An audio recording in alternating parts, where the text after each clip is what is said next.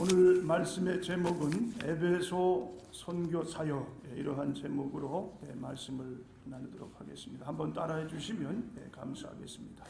에베소 선교 사역. 또 우리 전후 좌우에 우리 두세 분 이상 함께 인사해 주시고 말씀을 받기로 하겠습니다.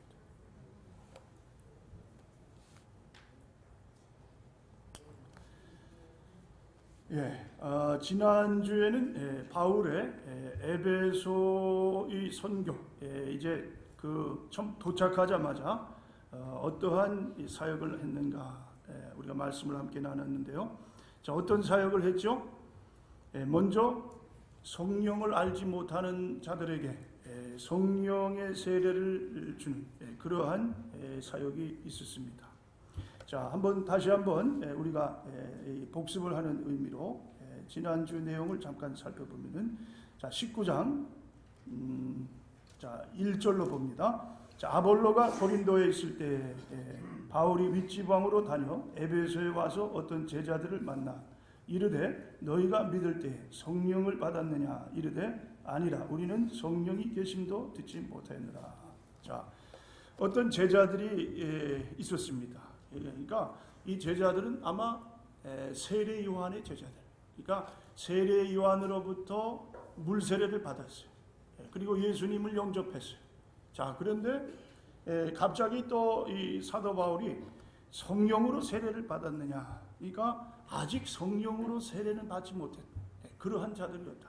자, 그래서 사도 바울로 인하여 성령 받는 그러한 아주 놀라운 이 축복을 받고, 그 다음에 어떻게 해요?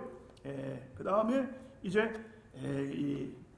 주의 일을 다시 감당하는 그러한 자들이 됐다. 자, 그래서 그 무리가 한 12사람이더라. 자, 그렇죠? 3절로 봅니다. 바울이 이르되 그러면 너희가 무슨 세례를 받았느냐? 대답하되 요한의 세례니라. 바울이 이르되 요한이 회개의 세례를 베풀며 백성에게 말하되 내 뒤에 오시는 이를 믿으라 하였으니 이는 곧 예수라 하거늘 그들이 듣고 주 예수의 이름으로 세례를 받으니 바울이 그들에게 안수하며 성령이 그들에게 임하심으로 방언도 하고 예언도 하니 모두 12사람쯤 되니라. 자, 그렇습니다. 자, 이제 에베소 선교를 시작하면서, 자, 이러한 아주 놀라운 이 능력을 행함으로 해서 사역이 시작되게 됩니다. 자, 그리고 오늘 말씀에 보면은, 자, 이제 사도 바울이 이 에베소 사역의 두 가지 이 특징을 우리에게 보여주고 있는데요. 자, 사도 바울의 첫 번째 이 에베소 사역의 특징은 역시 회당입니다. 회당에 들어가서 복음을 전하게 된다. 자, 그렇습니다. 사도 바울은 특별히 하나님께 이방인을 위한 선교사로 그렇게 소명을 받았어요. 그러나 사도 바울 마음속에는 항상 자기 민족, 그렇죠? 자기와 같은, 그렇죠?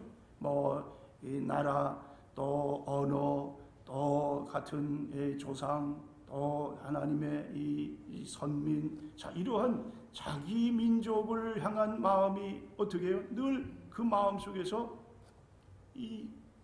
사라지질 않았어요. 자, 그래서 회당에 가서 역시 에베소에서도 이제 이 말씀을 먼저 전합니다.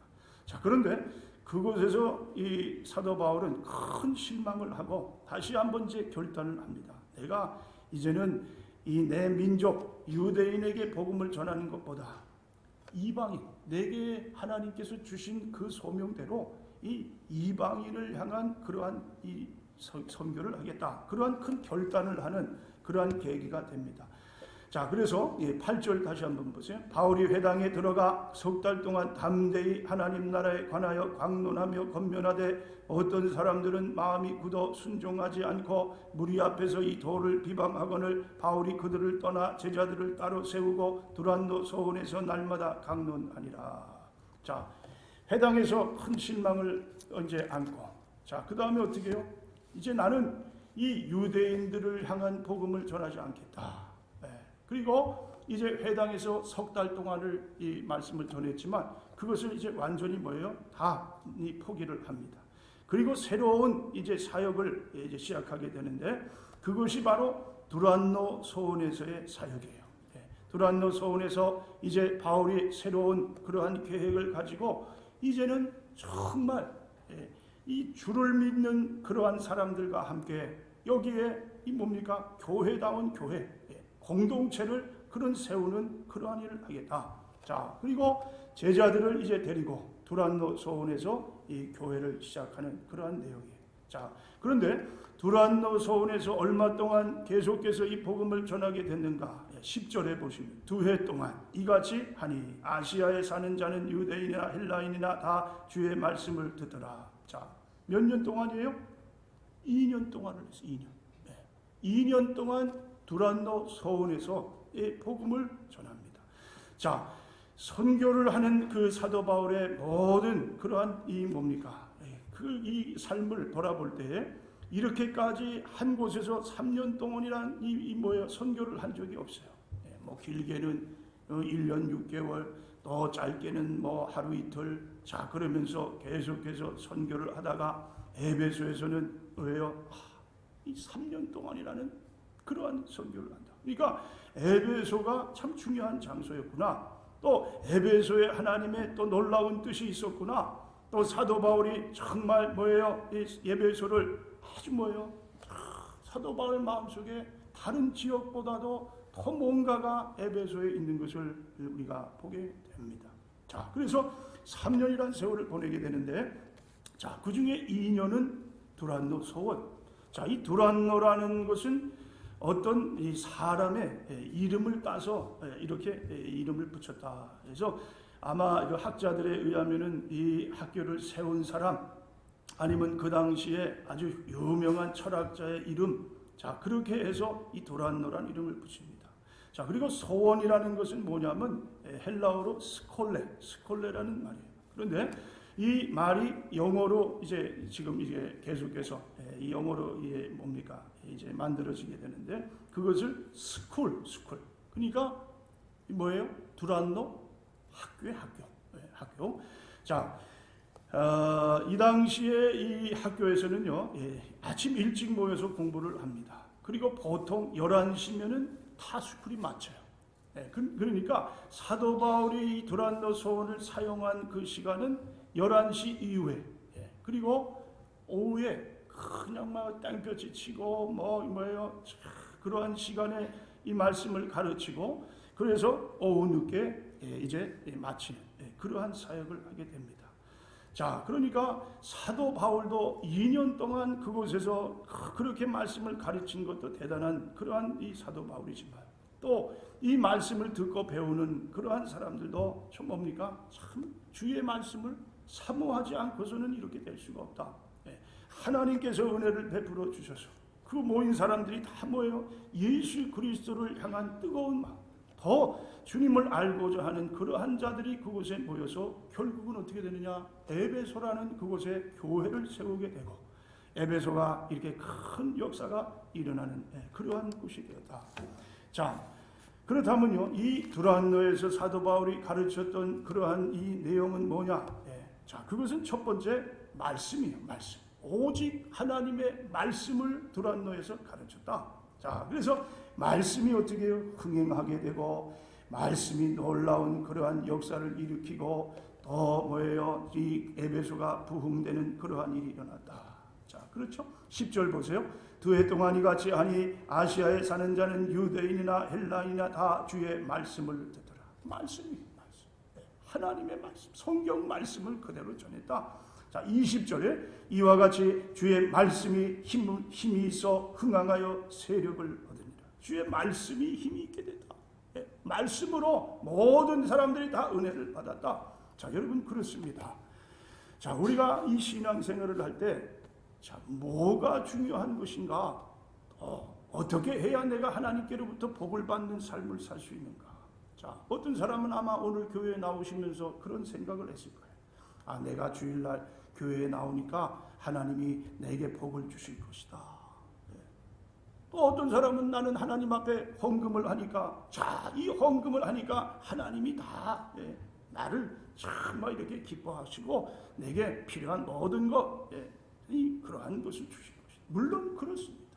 그러나 여러분, 이 헌금을 많이 하는 거, 교회에 나오는 거, 뭐 내가 하나님을 위해서 뭘 한 거, 자, 여러 가지 이러한 모든 일들이 다 중요하지만 더 중요한 것이 있다. 그것이 뭐냐? 하나님의 말씀을 읽는 거예요. 말씀대로 살려고 애를 쓰고 말씀에 순종하는 자가 결국은 뭡니까? 끝까지 승리하는, 그리고 정말 하나님께서 예비하신 축복을 받는 그러한 삶을 살게 됩니다. 자, 그런데 말씀은 그냥 제껴놓고 그저 그냥 뭐 신앙생활 바쁘게 뛰어다니고요, 여러 가지 뭐 일들을 한다고 하지만 결국은 그 속이 어떻게 해요? 다 비어 있어요. 어려운 일들을 만나면 그런 사람들은 어떻게 해요? 곧 쓰러져요. 그냥 그 다음에는 뭐 하나님을 불행하는 거예요. 그리고 실족해서 넘어지는 수많은 사람들이 있는 것을 보게 됩니다. 자, 여러분, 그렇습니다. 중요한 것은 뭐냐? 내가 하나님의 말씀을 읽고 말씀이 내 안에 정말 이 말씀이 진리로 나에게 뭐예요? 그 말씀이 정말 힘있게 임할 수 있는 그러한 삶, 그것이야말로 축복된 삶입니다. 자, 여러분 어떠십니까? 여러분 하루에 성경을 얼마나 읽으십니까? 한 10분 읽으십니까?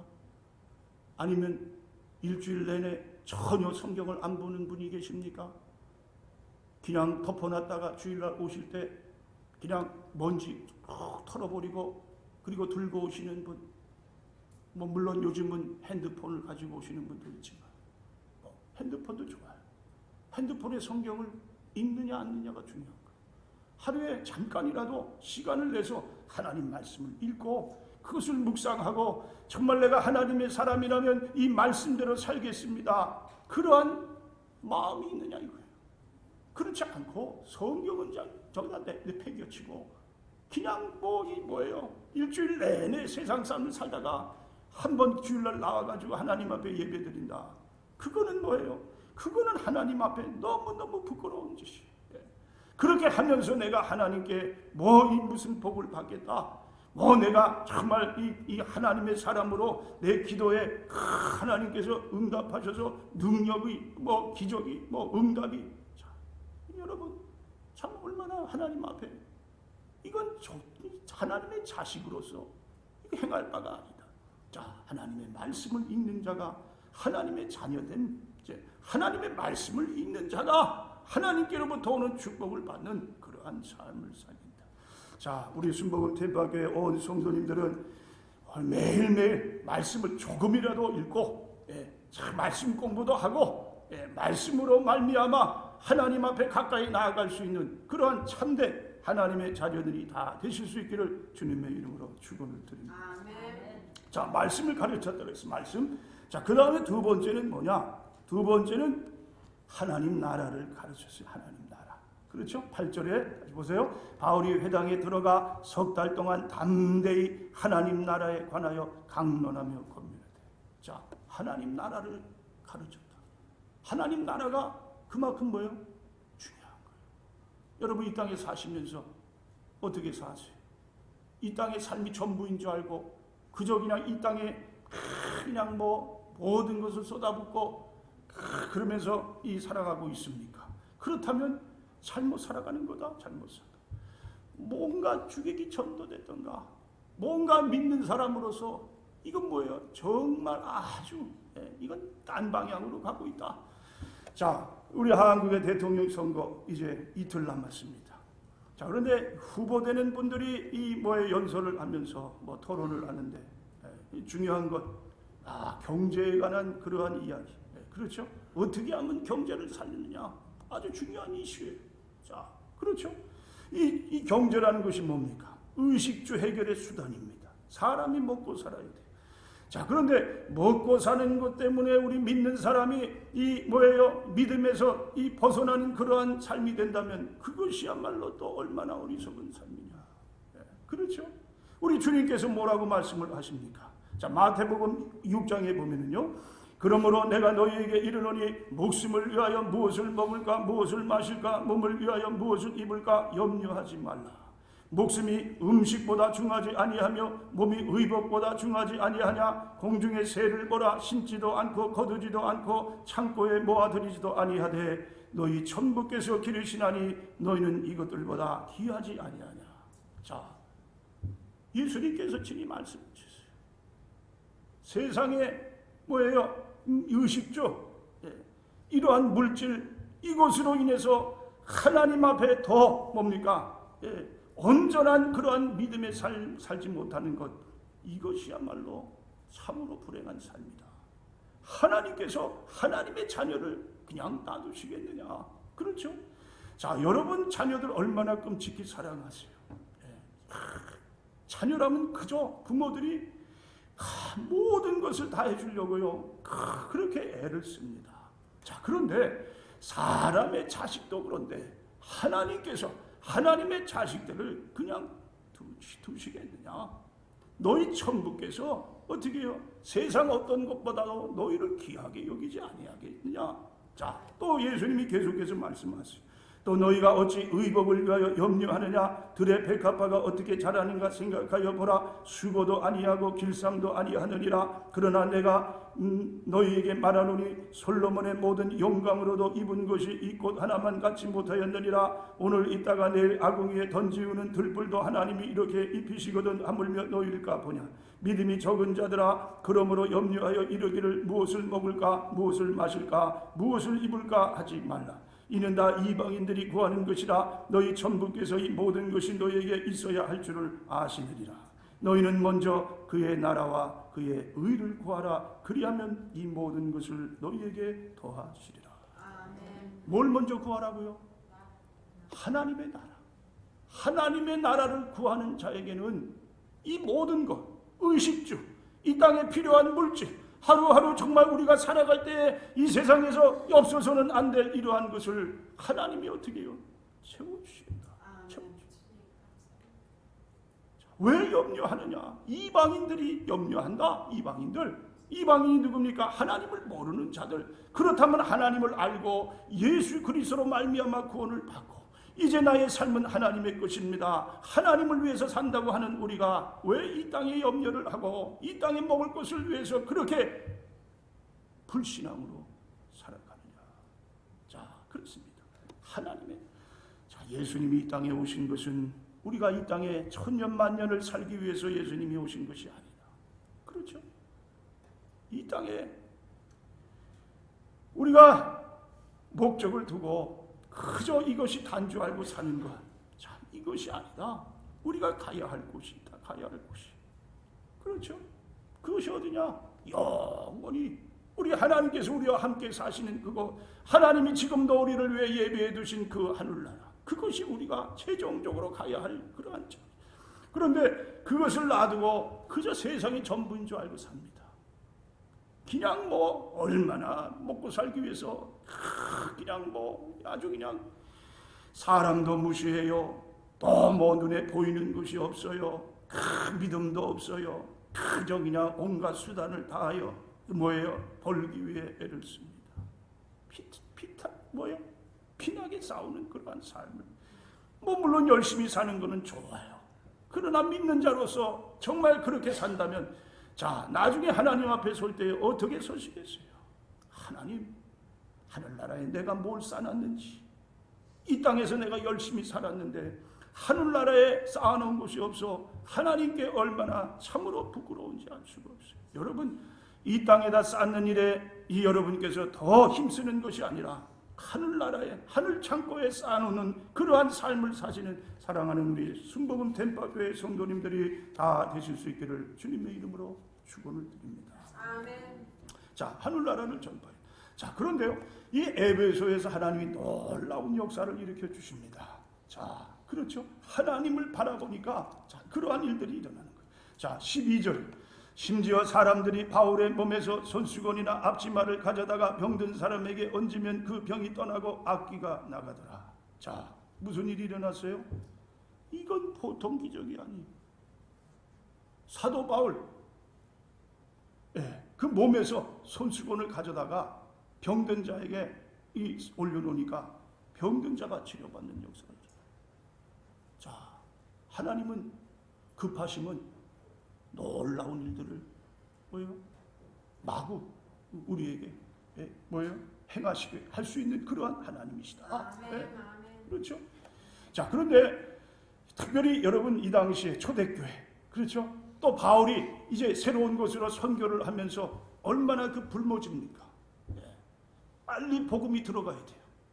빨리 그곳에 예수님을 믿는 자들이 어떻게 해요? 일어나야 돼.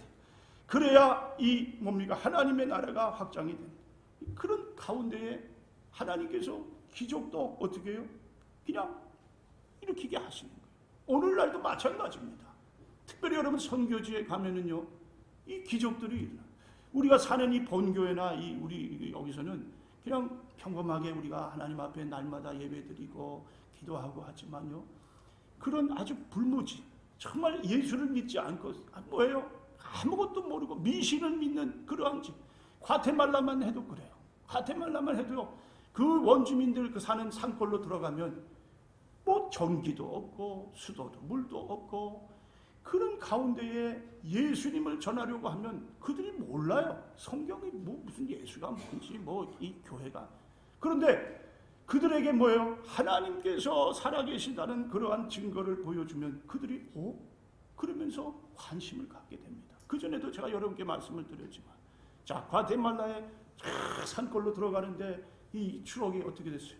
이 언덕에서 이 서버렸어요. 이게 더 이상 올라가질 않아요. 그래가지고 그거를 어떻게 해든지 좀 올라가게 하려고 뭐 밑에 돌을 집어넣고 뭐 아무리 애를 써도 안 돼요. 한 2시간여를 그렇게 헤매게 됐어요. 그런데 거기는 산골이 집들도 안 보여요. 하나도 없어요.